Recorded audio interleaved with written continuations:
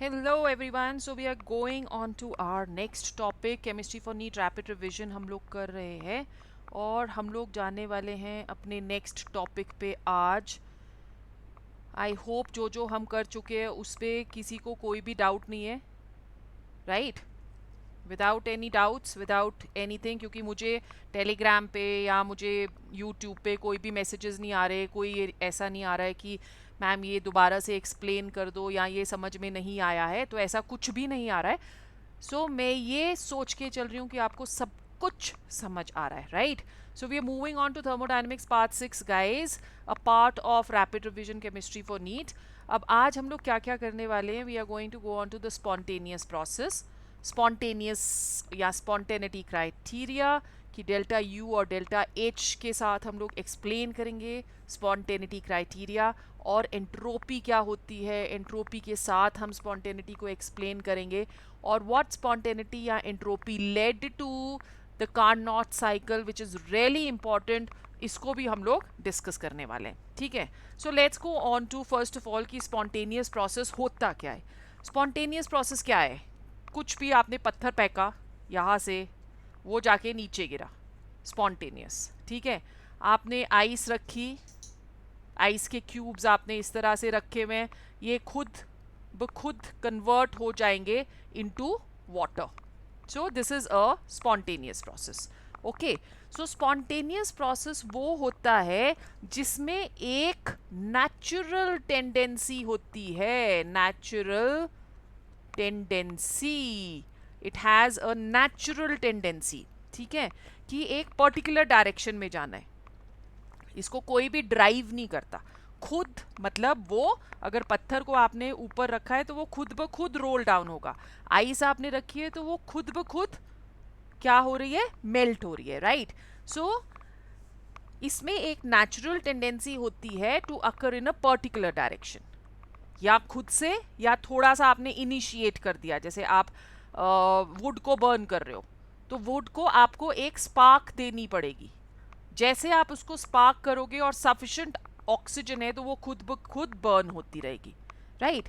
तो वो प्रोसेस जो कि खुद होता है without being driven by external influence, उसे हम लोग स्पॉन्टेनियस प्रोसेस बोलते हैं। जो नॉन स्पॉन्टेनियस चेंज होती है वो सिर्फ हो सकती है वर्क करने से। अब जैसे आपने पत्थर को इधर से इधर लेके जाना है तो आपको पुश करना पड़ेगा। जब आप पुश कर रहे हो अगेंस्ट ग्रेविटी तो आप काम कर रहे हो, you are working, okay? Sorry. आपने वाटर को वापस आइस में कन्वर्ट करना है तो आपको फ्रिज में रखना पड़ेगा, तो काम हो रहा है। सो नॉन स्पॉन्टेनियस प्रोसेस वो हुआ which can be brought about only by doing work, right? अब जो स्पॉन्टेनियस प्रोसेसेस होते हैं, कोई ज़रूरी नहीं है कि सारे स्पॉन्टेनियस प्रोसेसेस जो हैं वो फास्ट रिएक्शंस हैं, वो स्लो रिएक्शंस भी हो सकती है, जैसे रस्टिंग ऑफ आयरन। तो रस्टिंग ऑफ आयरन भी एक स्पॉन्टेनियस प्रोसेस है, बट धीरे धीरे होता रहता है, so that is also a spontaneous process, right? फिर उसके बाद जब हम लोग स्पॉन्टेनियस क्राइटेरिया करते हैं in terms of delta U and delta H,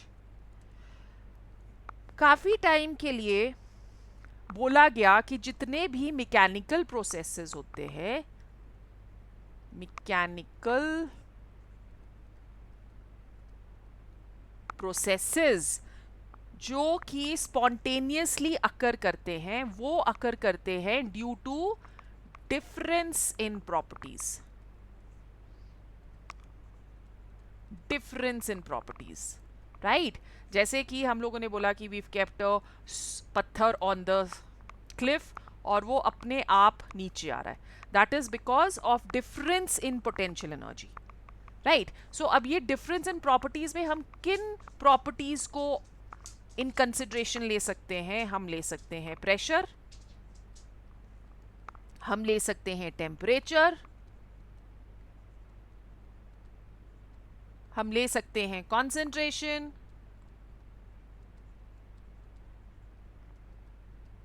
और हम ले सकते हैं इलेक्ट्रिकल पोटेंशियल। सो ये बहुत ही सिंपल सी चीज़ें हैं कि अगर system is hot then it will transfer heat to the surroundings. So this is spontaneous. Okay. अब अगर फॉर एग्जाम्पल करंट फ्लो कर रहा है तो करंट फ्लो करेगा from low potential to the high potential, right. So जब भी हम टू सिस्टम्स को इकट्ठे रखते हैं जिनकी प्रॉपर्टीज डिफरेंट हैं और वो नॉन इक्विलिब्रियम स्टेट में है, तो वो अटेन करते हैं equilibrium bye eliminating the differences between their properties. जैसे हीट, मैंने आपको एग्जांपल दिया कि हीट फ्लो कर रही है due to difference in temperature, gas flow करता है due to difference in pressure, brick या स्टोन फॉल कर रहा है हमारे हाथ से नीचे या क्लिफ से नीचे due to difference in potential energy, right. Once equilibrium state attain हो जाती है तो सिस्टम जो है that will continue to exist in the equilibrium state.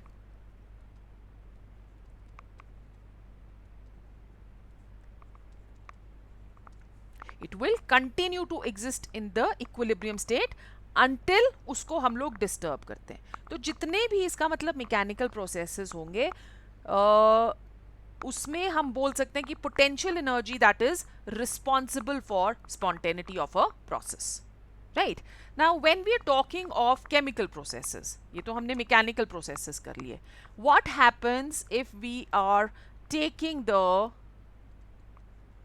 Chemical processes. जब हम लोग केमिकल प्रोसेसेस लेते हैं तो इट वाज प्रपोज्ड कि जो minimisation of heat content of a system, minimisation of the heat content of the system that is responsible for spontaneity. तो chemical reactions जो कि अकर करते हैं by decrease in energy. Decrease in energy का क्या मतलब हुआ? डिक्रीज इन एनर्जी का मतलब हुआ कि the process is exothermic. So जितने भी एक्सोथर्मिक प्रोसेसेस हैं they all were supposedly to be spontaneous, right. जबकि जितनी भी केमिकल रिएक्शंस हैं जो कि हो रही हैं by increase in heat enthalpy, that is endothermic reactions, they all occur non spontaneously. So ये पहले इस तरह से एक धारणा बनाई गई थी. तो एक्सोथर्मिक के लिए आपको पता है delta H is negative. Okay, तो सारी प्रोसेसेस जिसमें डेल्टा एच नेगेटिव है वो स्पॉन्टेनियस है. एंडोथर्मिक के लिए डेल्टा एच इज पॉजिटिव. तो जितने के लिए भी डेल्टा एच पॉजिटिव है वो नॉन स्पॉन्टेनियस है. पर ऐसा नहीं हुआ. There are lot of changes which are endothermic but still they occur spontaneously. जैसे आपने एग्जाम्पल लिया ice converting into water. So ice converting into water, that is H2O solid being converted into H2O liquid, इसके लिए delta H positive है but स्टिल ये spontaneous है.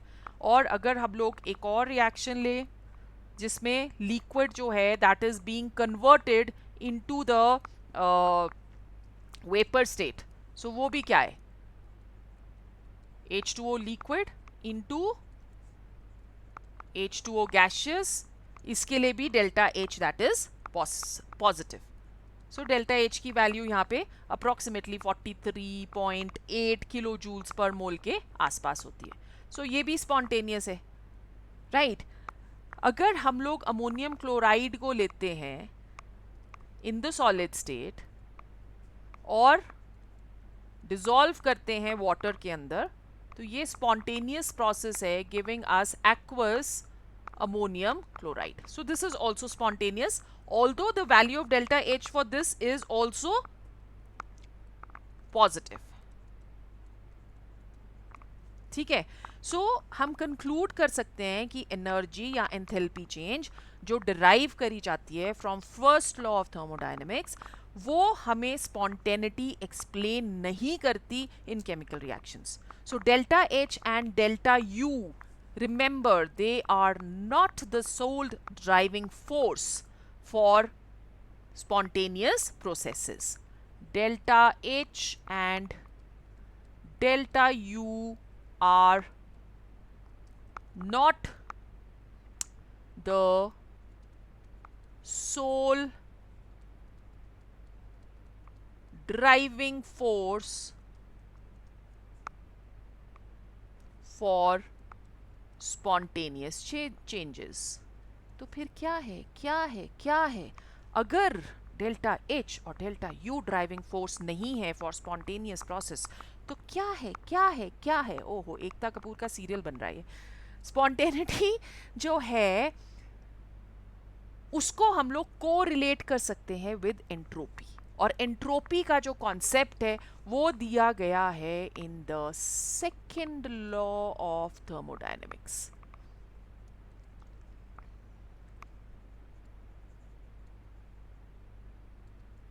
सो entropy को हम लोग डिनोट करते हैं बाय एस। एंट्रोपी क्या है? It is the degree of randomness. हर एक को फ्री होना है, हर एक को मजे करने हैं, ठीक है। क्लास में बैठे हो आप, टीचर खड़ी है तो सब बैठे हैं इन अ डिसिप्लिन्ड मैनर। जैसे ही घंटी बजती है वैसे ही सब तितर बितर हो जाते हैं, इजंट इट? तो वो क्या है? स्पॉन्टेनिटी। आप बिल्कुल ही ऑर्डर्ड स्टेट से डिसऑर्डर्ड स्टेट में जा रहे हो, that is what spontaneity is. So for spontaneous processes बच्चों, डेल्टा एस जो है दैट इज ऑलवेज पॉजिटिव। जिस तरफ को भी रैंडमनेस इंक्रीज होगी उसी तरफ को रिएक्शन चलने लग जाएगी। और एक बहुत ही सिंपल सा एग्जांपल, अगर हम लोग आइस ले रहे हैं, आइस में molecules are very very closely packed और ये चले जाएंगे लिक्विड स्टेट में where the molecules get some space to breathe. So ये क्या हो गया? Randomness की तरफ चले गए, therefore it is going to be a spontaneous process, right? Although delta H is positive over here. ठीक है? Now ये जो function entropy का था, that was proposed by the Carnot cycle. He was studying actually, कहानी क्या है इसके पीछे कि he was studying the efficiency of the steam engines. So he noticed that it was not possible to construct any engine with 100% efficiency. तो उन्होंने propose किया एक state function which is entropy. Okay? एक second. Yes. So क्या था वो? That was entropy. Right? तो जो entropy है वो limit करती है efficiency of a steam engine को। Steam engine क्या है? Steam engine is the device to convert heat into work. So entropy is going to limit the efficiency of steam engine. Carnot cycle है क्या? Cyclic process है जिसमें हम लोग different points पे work calculate करते हैं. So if we are taking pressure and volume के बीच में एक ग्राफिकल रिप्रेजेंटेशन,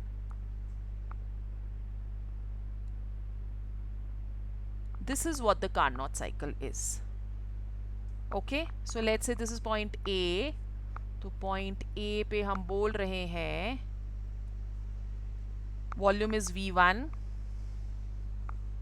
point B पे वॉल्यूम इज V2। इसको अच्छे से समझना, ठीक है? इससे पहले तो कहानियां थी बट अभी ये इंपॉर्टेंट है। सो D is V4, but of course those कहानियां is leading to the climax over here guys, so you don't have to leave that as well. ये आ गया C which is V3. This is at temperature T1 and this is at temperature T2. Okay, अब हम लोग चल रहे हैं stroke 1 पे। Stroke 1 is from V1 to V2. Let's go on to stroke 1। अब स्ट्रोक 1 अगर आप जा रहे हो V1 to V2, what is happening? The volume is increasing, isn't it? So ये और टेम्परेचर क्या है? V1 to V2 constant, T2 ही रह रहा है टेम्परेचर।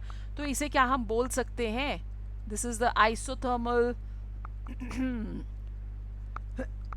sorry, reversible expansion.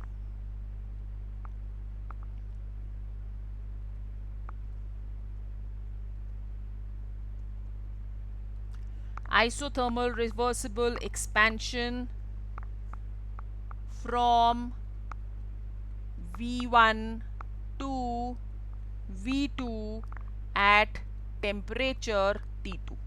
ठीक है, अब इस पे गैस जो है उसको हम लोग आइसोथर्मली एक्सपैंड होने दे रहे हैं and reversibly from volume V1 that is point A two point B V2 at a temperature T2, और पाथ जो वो फॉलो कर रही है that is the AB path, right. अब at this point let's say that the heat absorbed is Q2. So we've assumed that the heat absorbed that is equal to Q2, and this is of course positive. And the work done by the work done during expansion by the system, that is W1. Work done by the system, that is W1. ठीक है, अब क्योंकि isothermal process है तो definitely हम लोगों ने पहले पढ़ा है कि डेल्टा यू की वैल्यू क्या हो जाएगी, it is going to be 0, right. So you know according to the first law of thermodynamics delta U that is equal to Q plus W, है कि नहीं, W1. सो इसको आप लोग Q2 ले लो, Q2 प्लस W1.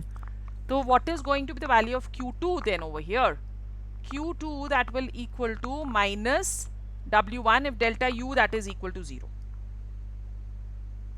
ठीक है, और it can be given as RT natural log of V2 upon V1.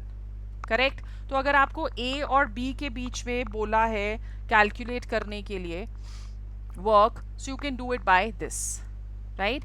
Then we are going to stroke 2. Stroke 2 जो हमारा है that is from V2 to V3 BC. So this is reversible expansion from volume V2 to V3 and we are taking BC over here. So let's see, we are going on to stroke 2 guys, which is the adiabatic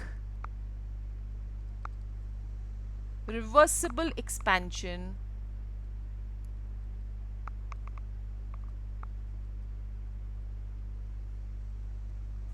from V2 to V3. अब इस पे gas is not allowed to expand from V2 at point B to V3 at point C, and sorry, not allowed, now allowed. Okay, so it is allowed to expand from V2 to V3, or it is following the path BC. As you can see, I'm going back over here. So BC is the path which it is following. Okay, now what is going to be W2? So जब W2 हम लेते हैं during expansion by the system on surroundings on cost of its internal energy, क्योंकि process क्या है, adiabatic, तो temperature भी system का क्या हो रहा है, T2 से T1 जा रहा है. So over here minus delta U that will be equal to minus W2.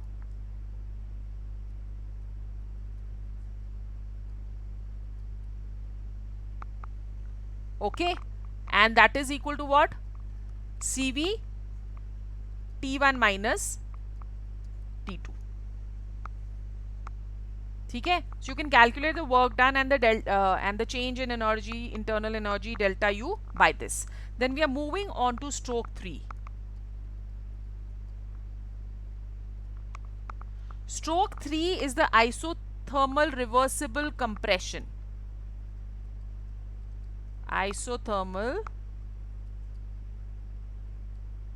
reversible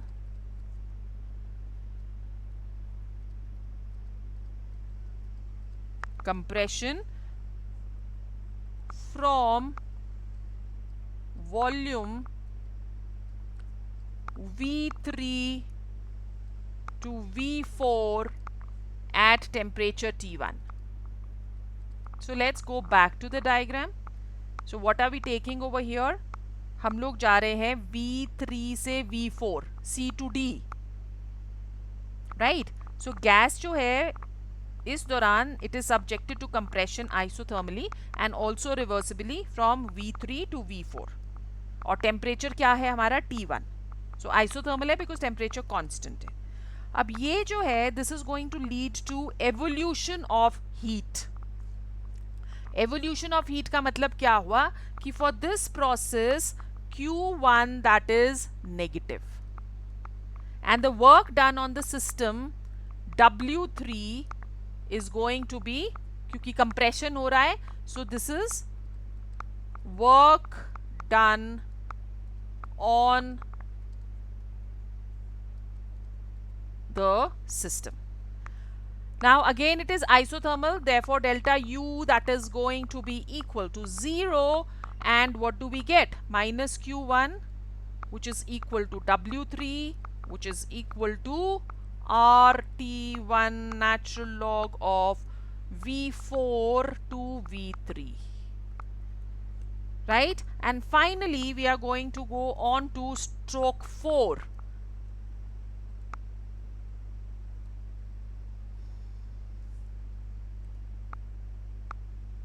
एक सेकेंड दे दोगे मुझे please? Okay, so we are moving on to stroke 4. Stroke 4 क्या है? It is adiabatic reversible compression.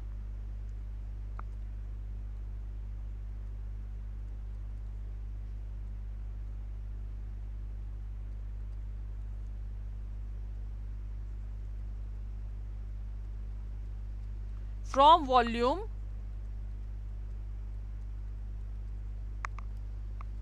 V4 to V1. ठीक है. अब finally gas जो है that is subjected, it's a cyclic process, so finally हम लोग गैस को सब्जेक्ट कर रहे हैं to adiabatic reversible compression from volume V4 to V1. सो हम लोग जा रहे हैं अब from D to A. Okay, so this is the final stroke which we are taking. Now, जो work done यहाँ पे होगा W4, that is done during compression on the system by surroundings. So work is done on the system.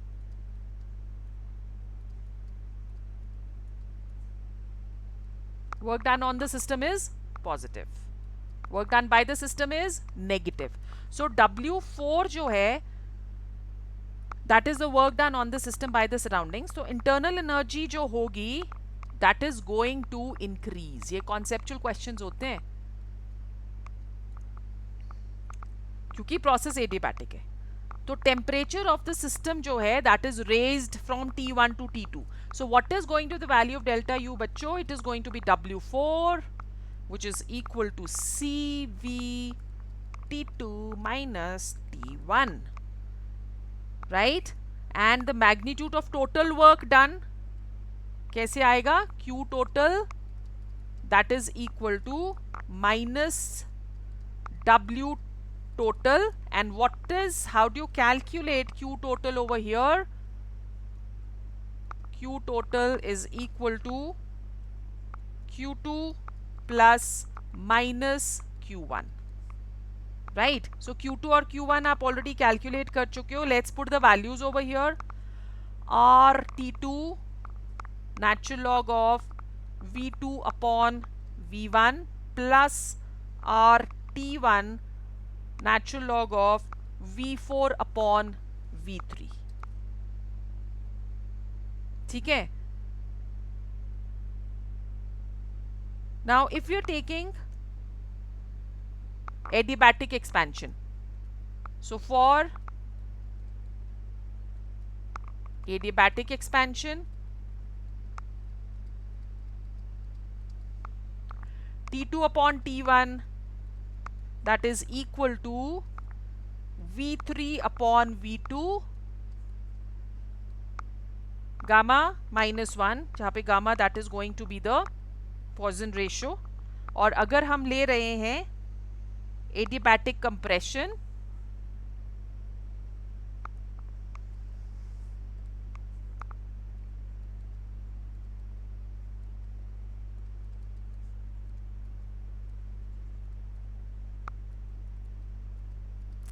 For adiabatic compression, Tv raised to power gamma minus 1 is a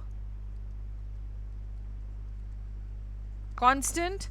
Therefore, T1 V4 raised to power gamma minus 1 is equal to T2 V1 gamma minus 1. ठीक है? So this is how you can calculate for adiabatic compression. Okay. Now over here अगर आपको calculate करना है W total, so W total क्या आ जाएगा? That will be equal to R natural log of V2 upon V1 T2 minus T1. Cyclic process के लिए Q total is equal to W total, right? So we've already calculated the value of Q total and this is the value of W total. अब यहाँ पे efficiency भी calculate करनी आ सकती है, which is eta. So the efficiency of a Carnot cycle, that is defined as the ratio of W total upon Q2, which is equal to Q2 plus minus Q1 upon Q2.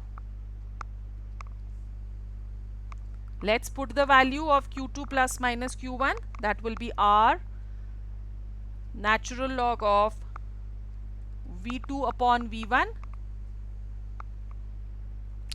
T2 minus T1 upon R T2 natural log of V2 upon V1.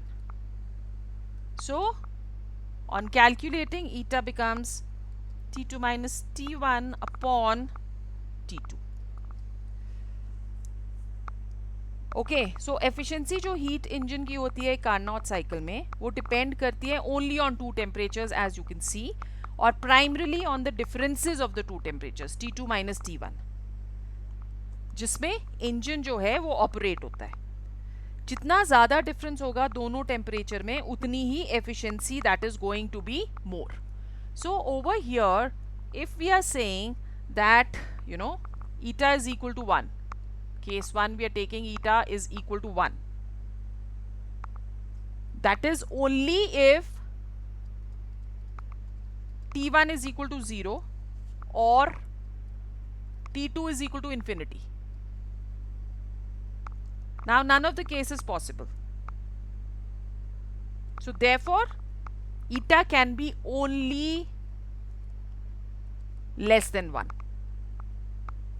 अब अगर T1 आ जाता है equal to T2, तो then जो ईटा है that is 0. तो अगर system work कर रहा है अंडर वन टेम्परेचर कंडीशंस, तो एनर्जी या आप कह सकते हो इंजन की जो एफिशिएंसी होगी that is going to be 0. So there can not be only net conversion of heat into work in any isothermal cycle alone, right? So this led to the second law of thermodynamics, which we are going to do in our next lecture. So just stay tuned.